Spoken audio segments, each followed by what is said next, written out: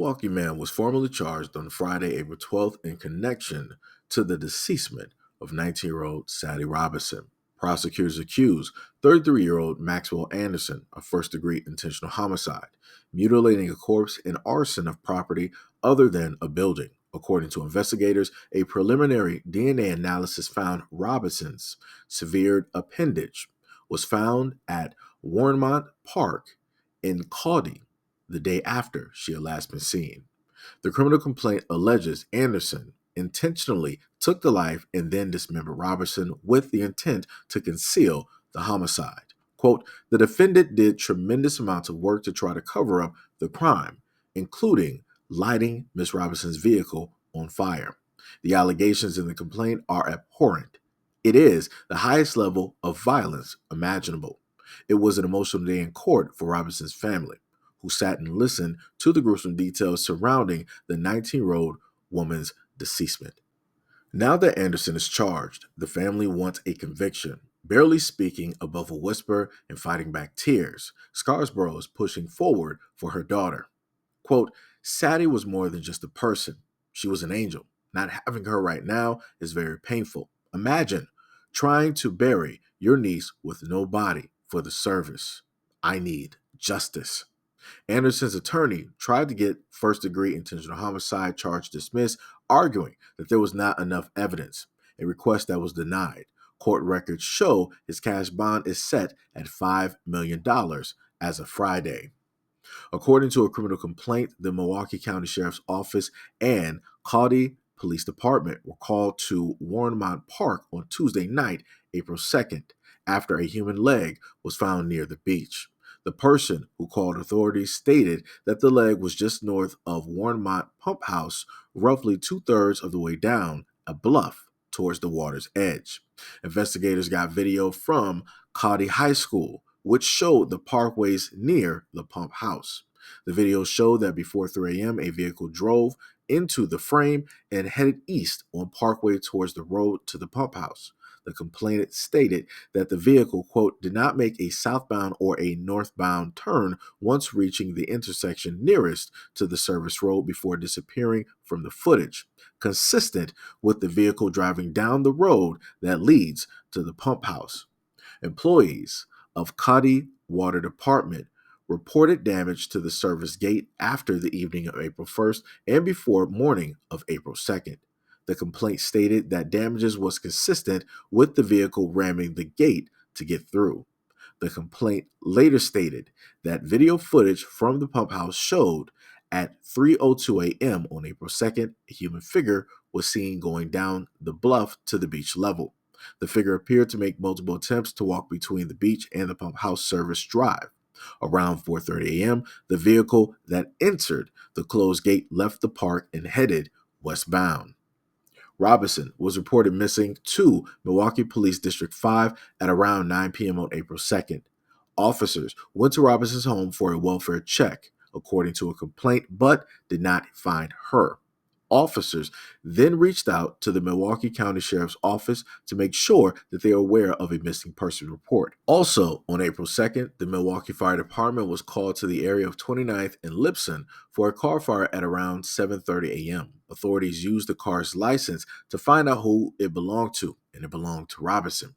A detective spoke with a friend of Robinson's who remembered Robinson had a Life 360 app, which provides location-based services and allows users to share their location with each other. Life 360 app, the friend saw Robinson's phone appear to be in Warrenmont Park at around 4:30 a.m. on April 2nd. Investigators checked Robinson's phone records. The complaint states records showed an association between one of the numbers being text and Maxwell S. Anderson.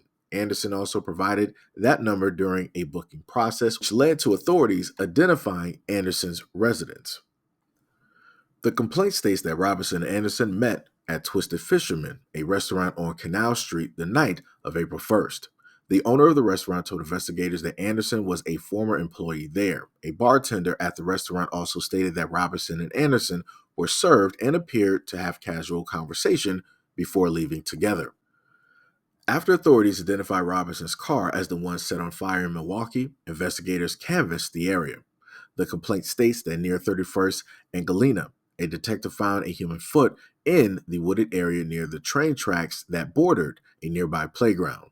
The foot and the leg found at Warmont Park appeared to be from the same individual.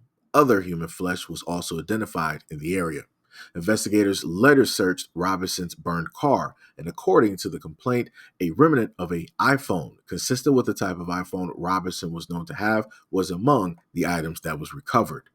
Investigators obtained a video from Milwaukee County Transit System bus that showed someone walking away from a fire that was beginning to burn in the park slab behind the building at the corner of 30th and Lipson. As the bus passed the person who was walking away from the fire at around 7:30 a.m. on April 2nd. The person appeared to be a white male wearing dark pants and dark gray hoodie top, carrying a tan-colored backpack with tan straps that appeared to be full.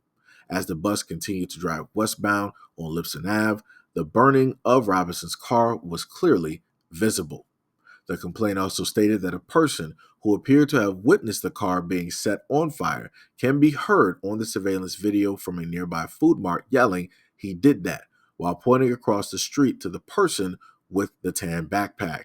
The person also began yelling for someone to call the fire department.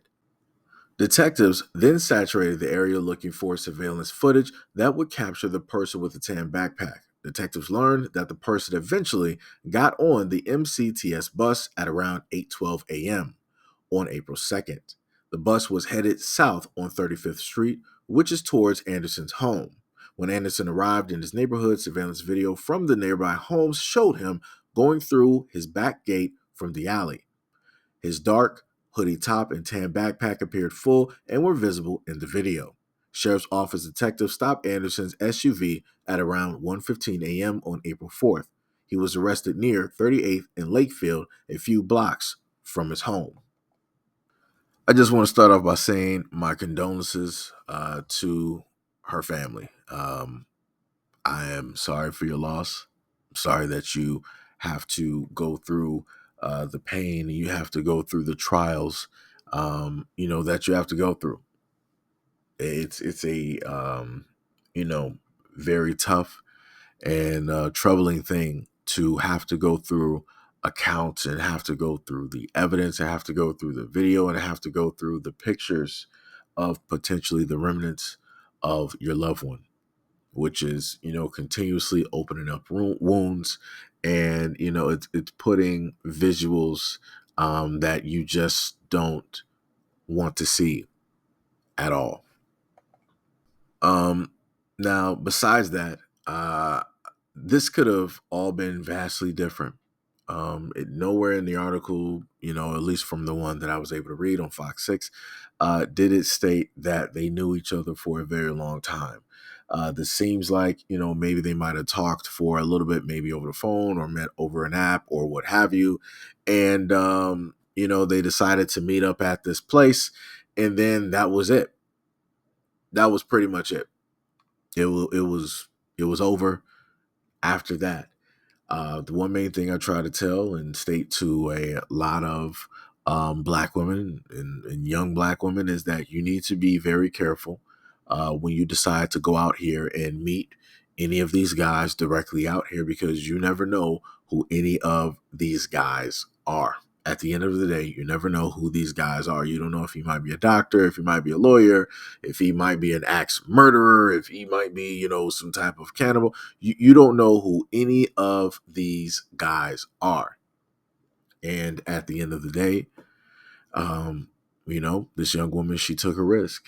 And, it's a risk that she cannot come back from. And, this is when I've highlighted a multitude of stories like this, and I've tried to, state and point out the fact that when things like this happen, you have a demographic out there that tend to stay away from stories like this, from topics like this, because it goes against the narrative of which they like to spin oh so well. In the moment in time that they decide that they want to, put out that vitriol, they want to spread all of that negativity, they leave the doors open for people like this who don't mean any type of well-being, They don't mean any type of positivity. They don't mean anything that is beneficial to another human being. All they mean is for great deceit, deceiving, and selfish gain and greed. And you're able to see that. You can clearly look at the face of this man and tell that he did not care anything about this woman. You can tell by the look on his face that he didn't care about her life at all. It was just another day. That was it. And I promise you, just like the comments that I've seen directly about this story, when people wanted to point out the clear-cut obvious, you had the people that wanted to deflect from the situation and they wanted to bring up stats about other groups that had nothing to do with this story. Even with the amount of evidence and what it is that is taking place to this young woman, you still have people wanting to deflect and wanting to focus on something else. And this is what I'm talking about. This young woman lost her life to a preference. And those out there who just so happen to have the exact same preference, they don't care anything about this young woman's life. Because if they did, they would actually try to cancel out the emotions in the conversation, look at it logically, and just make sure to warn, to be safer, to tread lightly, to be more careful when it comes into situations like this. Because the problem that a lot of women don't seem to understand is the fact that the moment in time that you just so happen to have a preference and you feel that this preference can do no wrong, that's the main time that people will come through and deceive you. There will be a lot of deception that will take place. There will be a lot of them that will be wolves in sheep's clothing. And you saw that. He went to every single length in order to cover up specifically what he did to this young woman. He did everything from torching the car and the phone, from fully dismantling her, and then spreading parts all around. Now I ask you, is this somebody who seems like they just did this on a whim, or is this potentially an expert? Is this somebody who has deceived a lot of women before and he's decided to commit the exact same acts? I'm pretty sure that he's probably done this before. And I'm pretty sure that he's more than likely also had some hands that helped him out as well. I'm pretty sure that more than likely he didn't just act by himself, because how clean he's looking directly on that bus. They didn't say that there were any type of stains or anything directly on his clothes. I'm not sure if they checked for it or not. But again, usually when you have things like this that take place, you could usually find DNA. They didn't state that they found DNA in the car. They didn't state that they found DNA on the seats. They didn't state that they found DNA directly on any of his clothing or underneath a fingernail or anything like that. This seems like a pretty professional job. So, again, my condolences to the family. Again, I'm sorry that you have to go through and suffer through such a loss, and especially in the way that it happened. And to the women out there that have preferences, be very careful of your preferences, and especially be very careful of what it is that you ask for. Because the same things, the same energy that you put out and that you say that you don't like, you don't want, you're trying to warn everybody else about, could be the exact same thing that will come to you, just dressed differently.